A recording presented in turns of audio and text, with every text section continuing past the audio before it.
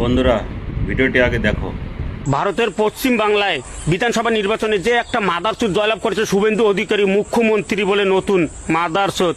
তুই মাদারচোদ রে, তুই তো মুখ্যমন্ত্রী না, তুই হচ্ছে মাদারচোদ। হ্যাঁ মাদারচোদ, তুই বলে দেশ শাসন করবি তা মাদারচোদ, তাহলে হিন্দু মুসলমানের এরকম করে বৈষম্য করিস কে রে মাদারচোদ? হ্যাঁ মাদারচোদ আবার কইতেছি কিন্তু শুভেন্দু মাদারচোদ। এই সুন্দরভাবে বুঝাইতেছি, যদি ভারতের মধ্যে আর একটা মুসলমানের উপরে আঘাত হানিস বা মসজিদ মাদ্রাসায় কোনো ভাঙ্গাচুরা করিস, এই মুসলমান কিন্তু খালি ভারতেই নাই, হিন্দুও কিন্তু বাংলাদেশে আছে। পশু যেমন জবাই করে না মাদারচোদ, ওইভাবে কিন্তু জবাই দেবো হিন্দুগুলো। সাবধান রে মাদারচোদ, ওইদিকে একটা ফেলাবি এইদিকে 10টা ফালামুরে মাদারচোদ। এতদিন এইরকম কথা কই নাই, কিন্তু তোর অত্যাচার অতিরিক্ত বাড়ি গেছে, কিন্তু সাবধান হও মাদার। আমাদের পশ্চিমবাংলার মুখ্যমন্ত্রীর কাছে একটাই আমার অনুরোধ, এই লোকটার কিছু একটা করে আগে দেখাও।